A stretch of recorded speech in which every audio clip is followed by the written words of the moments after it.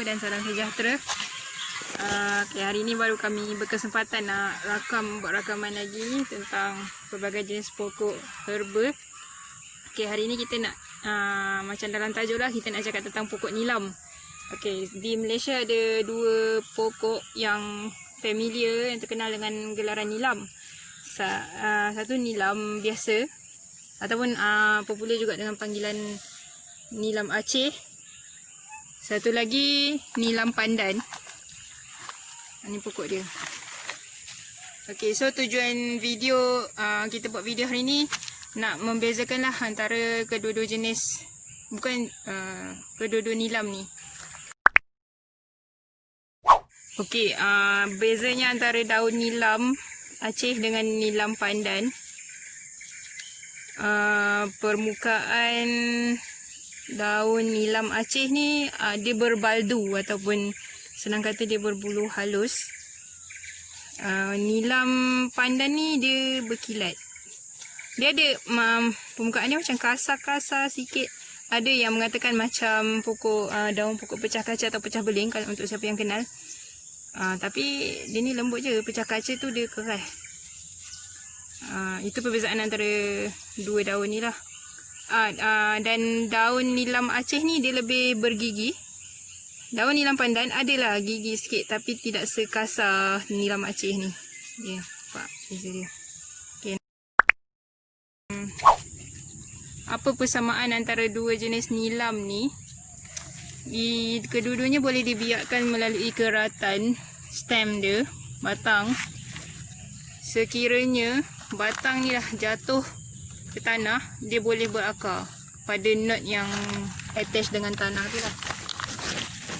Contoh macam ni dah berakar pada sebelah sini. Ada akar, ni pun dah ada akar. Sama juga dengan nilam Aceh.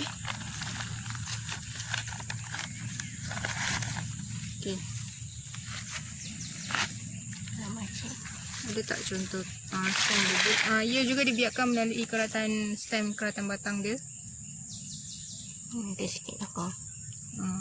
So kalau lah yang ni sebab kami dah kerat-kerat. Kalau hari tu masa dia bushy, ada keratan tu yang dah attach dengan tanah bawah ni, then dia dah berakar pada tanah.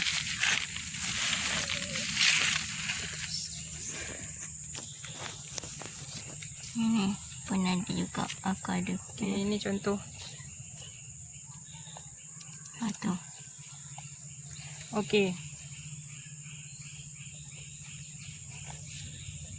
Tu kedua-dua nilam ni digunakan untuk tujuan wangian.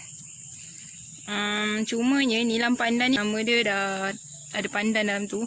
Walaupun rupa dia macam ni, tapi dia punya bau memang ada akan boleh kata mirip sangatlah dengan bau pandan. Dan jika dikeringkan pun memang bertambah lagi kuat baunya. Sama juga dengan nilam Aceh ni. Tapi penanaman nilam Aceh telah dikomersialkan di India dan juga di Indonesia. Berbanding dengan nilam pandan ni belum ada lagi komersial. Nilam Aceh ni nama saintifik dia Pogostemon cablin band. Dah ada pun minyak komersialnya iaitu patchouli oil.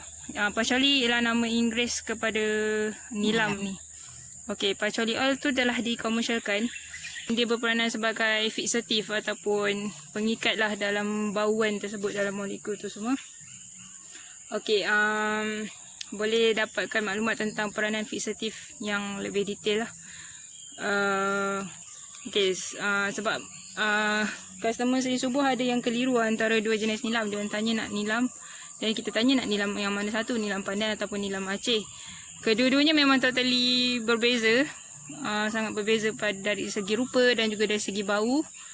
So harap video ni dapat merungkai kekeliruan. Tentang scientific name nilam pandan ni, sekiranya anda tahu, bolehlah share dengan kami ataupun dengan penonton-penonton video ni. Sebab kami ada jumpa dua kemungkinan. Sama ada Strobilanthes tonkainensis ataupun keluarga Hemigraphis. So tak tahu yang mana satu exactly scientific name, kita pun tak berani nak cakap yang specifically. So kalau tuan-tuan memang ada confirmation tentang scientific name kepada nilam pandan ni, bolehlah maklumkan atau type di ruang komen nanti. Okey. Okey, tentang nilam Aceh ni lah dulu. Okey, nak cerita sikit. Nilam ni untuk nilam pandan ni dia kurang sesuai dekat tempat panas. Yang ni kami bawa dekat area sini. Sebenarnya dia ni datang dari tempat redup tadi. Dia tempat separuh redup okey, dan perlukan tanah yang bersaliran yang baik. Tak bolehlah tanah yang air bertakung. Tapi tempat yang separuh redup perlu selalu kerat lah untuk jadikan dia bushy. Yang nilam Aceh ni pula boleh ditanam di tempat yang panas. Dia memang suka matahari penuh. Bekalan matahari yang penuh. Lagi banyak matahari lagi wangi. Ya, dan lagi banyak matahari lagi wangi sebabkan kandungan minyak dia. Ni kami baca daripada beberapa artikel lah yang memaklumkan ia perlukan cahaya matahari tersebut untuk adanya kandungan minyak pati minyak yang banyak lah dalam daun dia. Dan untuk mengetahui lagi banyak ke tak minyak dalam daun tu juga, ini secara kasar lah, kami tak ada pun belajar dari mana ni. Kebanyakan daripada pembacaan dan juga beberapa customer yang profesional yang datang ke tempat kami yang memaklumkan. Okey, ni ada 2 jenis yang dalam pot ni yang kami letak di tempat redup. Ini ialah memang sedia adanya di sini. Memang tempat ni, kawasan sini memang panas, terima cahaya matahari yang penuh lah daripada pagi sampai ke petang. Dia punya tekstur daun pun berbeza. Yang ni tebal dan kecil. Tebal, lepas tu saiz dia kecil. Dan sekejap. Untuk nilam yang dalam pot ni, kami letak dalam nursery yang ada lindungan net hitam. Terima matahari, cuma taklah direct macam nilam yang belakang ni. So daun dia lebih tebal. Lebih nipis dan lebih lebar. Kandungan baja, taburan baja yang kami letak pun sama, siraman pun sama. Tapi memang macam itulah dia punya sifat yang terhasil mengikut suasana dan persekitaran serta penerimaan cahaya dia. So nampak beza dia. Dan kalau ramas pun, lalu kita nak bau, kadang-kadang jalan tengok pokok, kita ambil petik satu, bau. Biasanya yang menerima cahaya matahari penuh ni memang best lah bau dia. Bau dia lagi pekat, lagi wangi. Ada kalau dalam artikel penulisan dalam bahasa Inggeris mengatakan bau dia sifatkan sebagai musky earthy smell. Maksudnya dia bau-bau bumi. Kata bau bumi tak lah, tapi bau yang natural lah. Dia tak adalah bau yang terlalu menyengat sangat.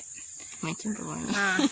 Kalau macam kami suka je lah bau nilam ni. Tak tahulah, tak ada orang hidung dia dah familiar dengan bau minyak wangi yang chemical ke yang dah siap proses. So dia tak dapat nak cam bau ni, tak ada bau pun, dia kata macam tu. So bila kita deal dengan pokok-pokok ni, sebenarnya mampu merangsang deria bau kita, deria pendengaran mata kita semula untuk mengecam perbezaan dan bau-bau yang terhasil daripada pokok. Tapi kalau dah jadi pati, bau dia mungkin lebih kuat dan mungkin tak pernah best sangat kan bau dia kan. Dia bukanlah tak best, cuma macam dia punya bau daun dia tu dah tak ada. Bau daun, bau natural tu dah tak ada. Mungkin kalau kami pernah tengok satu video dekat India, untuk menghasilkan minyak wangi ni diorang akan keringkan dulu daun pokok nilam ni. Ada yang keringkan sampai akar. Kita ambil yang hidup ni, tumbuhan hidup ni, kita ambil daun saja bau. So bau dia lain dan best lah. Itu sekadar penceritaan daripada pengalaman kami je lah. Okey, nilam ni kalau nak bushy, samalah dua-dua jenis nilam ni pun kena selalu kerat. Yang ni kalau dulu masa zaman kami bersekolah pernah ambil daun nilam ni, rendam dalam baldi dengan baju sekolah tu satu malam. Lepas tu besok jemur, lepas jemur kita Streka. Bau nilam ni memang best gila. Bau dia naik, bau dia wangi selepas di Streka tu. Okay. In detail kita akan sediakan apa dekat belakang video ni, kita akan buat macam biasa detail pasal nilam ni. Boleh baca dekat situ. Okay, stop pause dulu. Okay, lagi satu tentang penjagaan kedua-dua jenis nilam. Nilam pandan lebih mudah dijaga sebenarnya. Yang susahnya dari segi nak dapatkan surrounding yang okey lah. Tapi once dah tempat redup dan bekalan air yang cukup, semua dia memang just fine. Tak ada masalah. Okey, untuk nilam Aceh ni dah ada problem sikit. Sepanjang pengalaman kita jaga pokok nilam Aceh ni, memang senang sangat kena serang ulat. Jadi kita memang akan pisah-pisahkan lah antara satu kelompok dengan satu grup nilam Aceh yang lain. Kita takkan letak sekali banyak setempat. Sebab memang nampak daun dia pun berlubang-lubang. Ada satu jenis ulat tu, ulat daun tu memang suka makan nilam ni. So dari segi penjagaan, nilam Aceh ni agak sensitif lah. Ulat suka makan dia ni. Family mint, family Lamiaceae. Dan ada juga anggap ni family mint. Dia punya rupa daun pun macam mint. Okay, kami ada maklumat tambahan lah. Dah cerita tentang nilam ni. Nilam ni kalau siapa yang kenal juga pokok hati-hati merah ni mesti popular kan kat rumah nenek kita, nenek kat kampung semua selalu banyak. Dia satu family dengan nilam ni. Dan tak tahulah ada ke tak yang kenal. Yang ni pun serupa macam daun nilam dan daun hati-hati. Yang ni kami panggil nilam Cina. Bau dia memang tak best.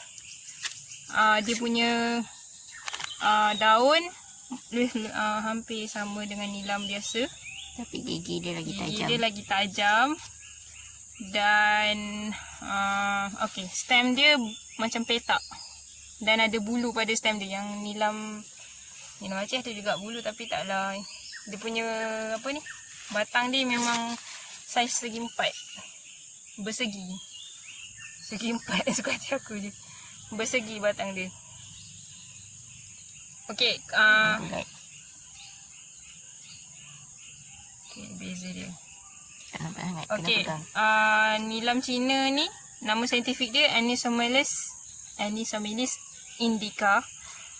Ada bunga. Boleh dibiarkan melalui biji benih yang terhasil daripada bunga tu. Bunga tu nanti kita attach lah macam biasa sebab sekarang tengah tak berbunga.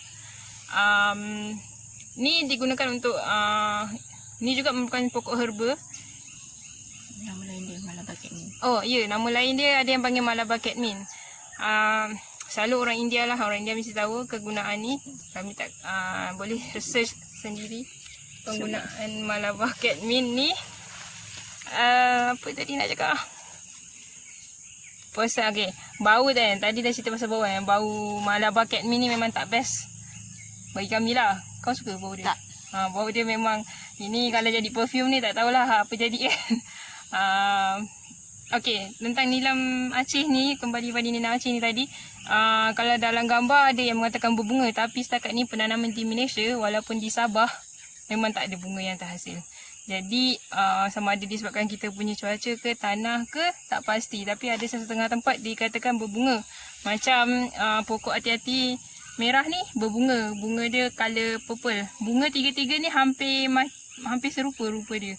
Cumanya yang Malabar Catmint ni dia ada biji benih. Ada biji benih pada bunga tu. Boleh dibiarkan melalui keratan dan juga biji benih. Okey, ada tambahan lagi. Apa ni? Kita dah cerita pasal pokok yang wangi ni kan. Okey, so kami nak cerita tentang apa lagi pokok yang boleh jadi wangian lah. Kalau ada orang tanya, sini ada tak pokok yang nak buat wangi-wangian kan?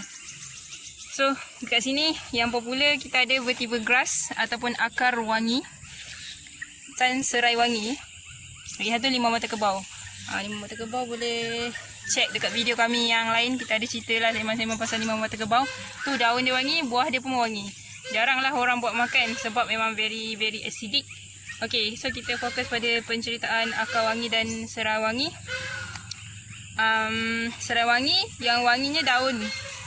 Jadi siapa yang nak anak pokok, bolehlah roger kita orang di Seri Subuh Agro Farm. Kita ada bekalkan anak pokok. Kalau untuk big scale boleh pre-order dulu. Dan nak loose pun boleh. So yang ni selalu macam biasalah. Yang ni memang dah siapa yang tak kenal kan serai wangi. Buat halau lalat lah, halau nyamuk lah. Orang dah buat lilin tu semua kan. Ataupun buat dia punya oil pun dah ada. Okey, untuk akar wangi sebenarnya dah popular dah di negara lain. Indonesia especially, India, Australia, Filipina semua dah popular. Okay, so kita akan fokus penggunaan akar wangi untuk wangian je hari ni. Okay, ini contoh akar wangi kami dah. Ini pokok induk dia, yang ni dah usia lebih 1 tahun. Kalau kita gali, biasanya kita orang akan kumpul akar dia. Akar ni yang wangi. Kalau anda semua sedia ambil tahu tentang vetiver essential oil, so ini ialah pokoknya. Kami ada bekalkan anak pokok vetiver. Harga bergantung pada usia dan saiz pokok.